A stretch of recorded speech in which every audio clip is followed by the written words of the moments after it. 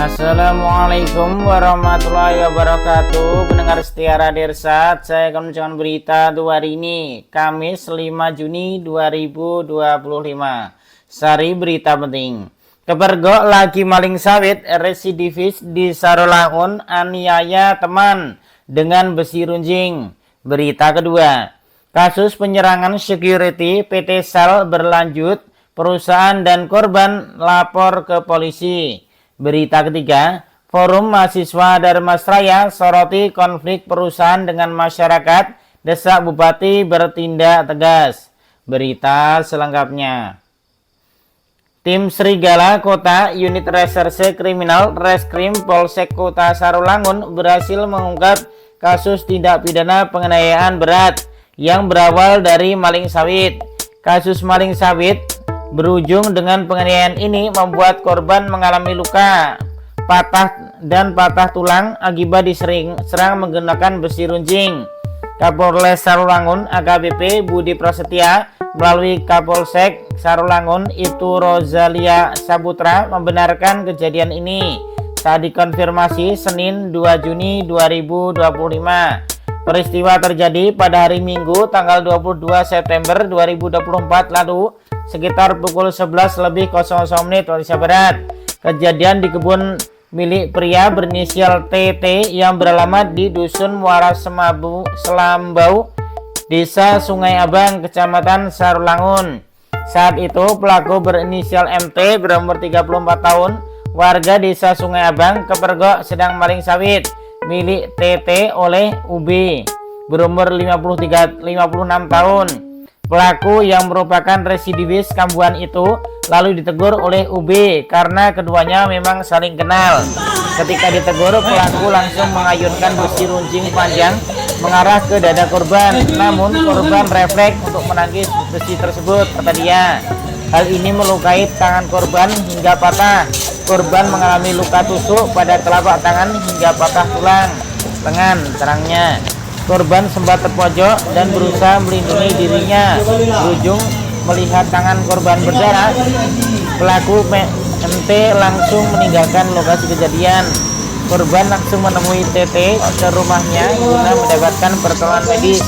Korban kemudian dilaporkan ke rumah sakit terdekat untuk mendapatkan penanganan medis secara intensif, terangnya.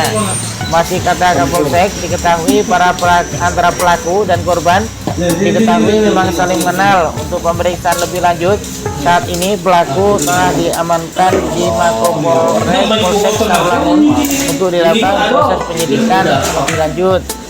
Kami juga mendalami keluhan masyarakat tentang para pelaku pencurian buah sawit yang marak terjadi dan sangat meresahkan warga setempat, tambah Kanit Reskrim Ibda Heri Liswanto. Atas kejadian ini, pelaku disangkakan melanggar pasal 351 KUHP, junto pasal 2 ayat 1 Undang-Undang Darurat nomor 12 tahun 1995 tentang kepemilikan senjata tajam dan terancam hukuman penjara. Sementara itu, Kasihumas Polres Sarolangun AKP Riedardi menghimbau masyarakat untuk menyelesaikan persoalan dengan kepala dingin dan tidak mengambil tindakan kekerasan. Kami menghimbau bagi masyarakat untuk menyelesaikan masalah secara bijak dan tidak menggunakan kekerasan. Apabila mengalami tekanan atau permasalahan terjadi, Polres Sarolangun siap membantu. Hubungi kami melalui 110 untuk bantuan cepat, ujar AKP Riedardi, sumber berita Jambi Independen. Berita kedua, aksi pencarian buah sawit di pos satpam dan pemukulan terhadap 3 petugas keamanan PT Sari Aditya Loka PT Sal oleh sekelompok orang yang diduga berasal dari komunitas suku anak dalam alias Kubu asal Kecamatan Air Hitam berbuntut panjang. Pihak perusahaan bersama 3 korban pemukulan segera resmi melaporkan kejadian tersebut ke Polres Sarolangun.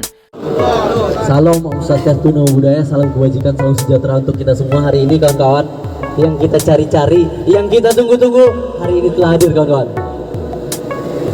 Semoga yang kita jumpai ini bukan bagian daripada penipu-penipu handal. Semangat kawan-kawan. Kawan-kawan. Pak, perkenalkan, kami dari pemuda mahasiswa kami adalah pemuda yang tidak pernah Bapak dengarkan. Perusahaan yang seharusnya bertanggung jawab secara CSR tidak pernah membina kami. Kami adalah anak dari orang tua yang selalu menghirup debu dari hasil operasional Bapak.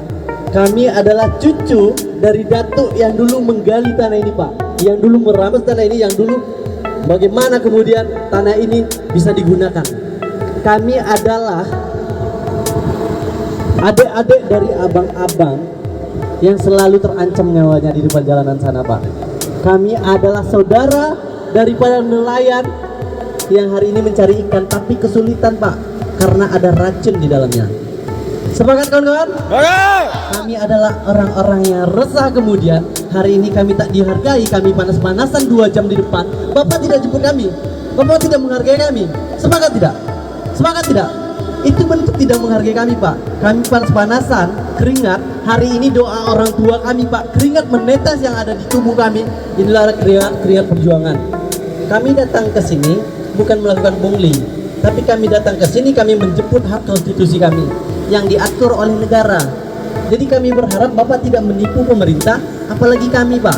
Kami memang orang kecil, tapi kami hari ini kami berusaha untuk mendapatkan pendidikan. Kami berusaha untuk mendapatkan hak kami di perusahaan hari ini. Jadi Bapak berdiri di sini, tolong dengarkan keresahan kami. Seperti yang saya sampaikan di latar belakang tadi, kami adalah orang-orang yang akan merasakan keresahan hari ini. Sepakat Bapak? Sepakat? Bisa Bapak menikmati panas hari ini? Bisa? Oke. Kemudian saya sampaikan, Pak, berdasarkan putusan pengadilan negeri bahwasanya perusahaan hari ini PT Air Kampar Group telah dinyatakan bersalah. Sepakat, Pak? Kita bukan melakukan dugaan hari ini. Kita tidak ada asas praduga tak bersalah. Tapi hari ini PT Air Kampar telah dinyatakan bersalah oleh hakim pengadilan negeri. Maka secara hukum Bapak harus bertanggung jawab. Sepakat, Pak? Sepakat dengan pertanggungjawaban itu, Pak? Sepakat? Kita kunci, kawan-kawan. Ketika hari ini Bapak Suryalim, betul Bapak Suryalim, inisial Suryalim hari ini bersepakat bertanggung jawab atas kerusakan yang ia telah lakukan. Betul, Pak? Betul. Subjek hukum perusahaan perseroan terbatas telah melakukan pelanggaran atas kerusakan lingkungan hidup. Sepakat, Pak? Sepakat? Ada prosesnya, tapi berdasarkan putusan pengadilan negeri maka dinyatakan bersalah. Nanti kita proseskan. Oke, kembali lagi, Pak. Kami berharap hari ini Bapak bukan dari bagian daripada penipu-penipu handal. Oke, maka berdasarkan putusan pengadilan negeri yang dinyatakan bersalah, kami tidak akan menduga lagi. Tapi kami hari ini, Bapak, kami minta owner, kami minta siapa yang berkuasa hari ini bertanggung jawab atas kerusakan lingkungan yang terjadi. Karena hak kami untuk menikmati lingkungan yang bersih dan sehat itu diatur oleh undang-undang. Suara rakyat adalah suara Tuhan. Silakan Bapak perhatikan, kami bawa spanduk yang ada hari ini, suara rakyat adalah suara Tuhan. Maka Bapak harus pastikan itu Bapak mendengarkan suara rakyat karena sama dengan suara Tuhan. Hidup pemuda! Hidup rakyat Indonesia! Selanjutnya kami berikan kepada Senin 3 Juni 2025 dengan harapan mendapatkan keadilan dan perlindungan hukum atas insiden yang terjadi di area kebun inti PT SAL. Sebelum laporan dibuat, sempat hadir perwakilan dari organisasi Persaudaraan Setia Hati Teratai PSHT cabang Tabir Selatan ke kantor PT SAL. Mereka datang untuk mempertanyakan perkembangan kasus pengeroyokan yang menimpa 3 anggota mereka yang bekerja sebagai security atau satpam perusahaan. Aksi pencurian buah sawit perusahaan pos satpam dan pemukulan terhadap 3 petugas keamanan dari PT Sari Aditya Loka PT SAL oleh sekelompok orang yang diduga berasal dari komunitas Suwana Dalam SAD alias Kubu asal Kecamatan Air Hitam yang berbuntut panjang.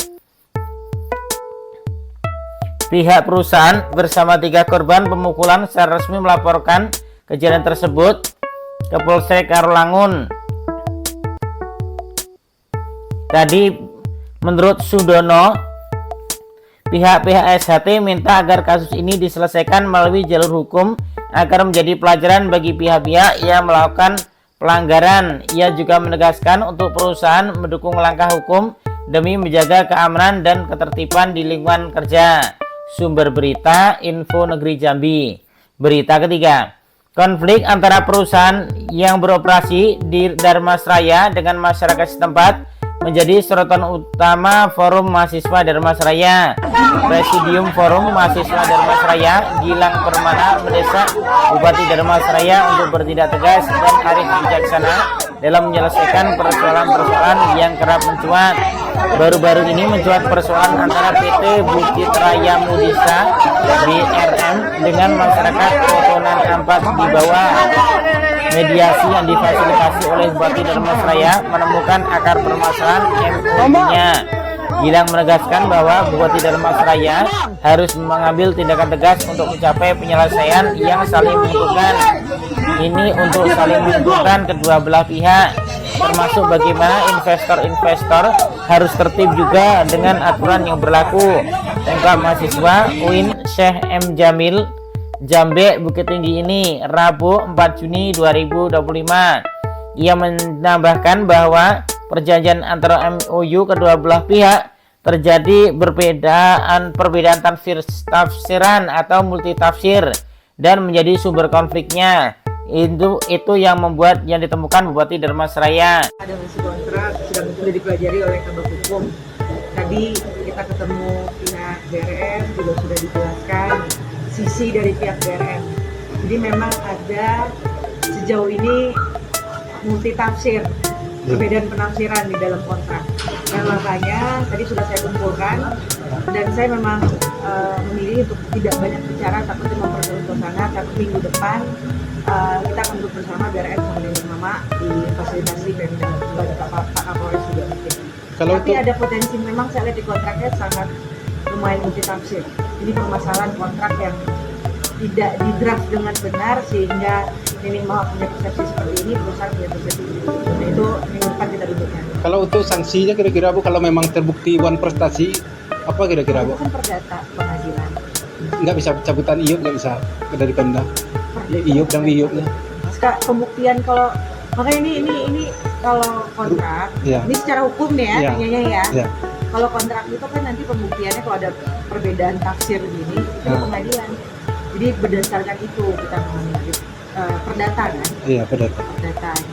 Cuman tadi sudah disampaikan memang ke perusahaan kita menyayangkan sekali perusahaan melaporkan seperti itu karena seharusnya di sini ada bupatinya, ada Forkopimda, kalau memang ada yang melanggar hukum dari milik Mama kan sebut mereka mengatakan ada pembukaan yang bisa dikomunikasikan gitu, sehingga kita bisa mengawal.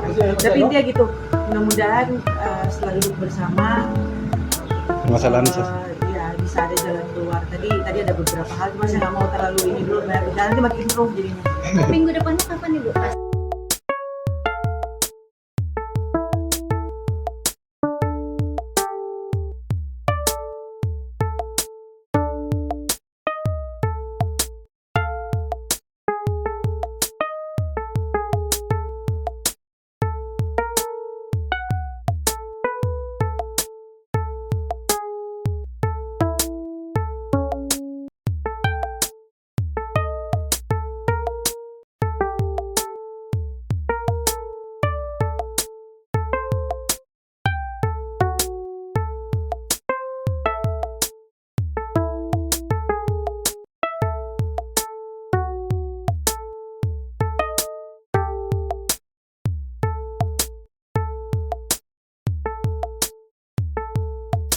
Belum usai persoalan PT BRM, kini muncul lagi konflik antara masyarakat Nagari Koto Padang dengan PT Darmasraya Lestarindo atau DL. Dengan adanya konflik masyarakat setempat dengan pihak perusahaan, tertentu diduga ada sesuatu yang belum dituntaskan oleh pihak investor dengan keberadaan usahanya yang beroperasi di wilayah tersebut, jelasnya. Menyikapi kedua konflik tersebut, Gilang minta Bupati Darmasraya untuk segera menyelesaikannya.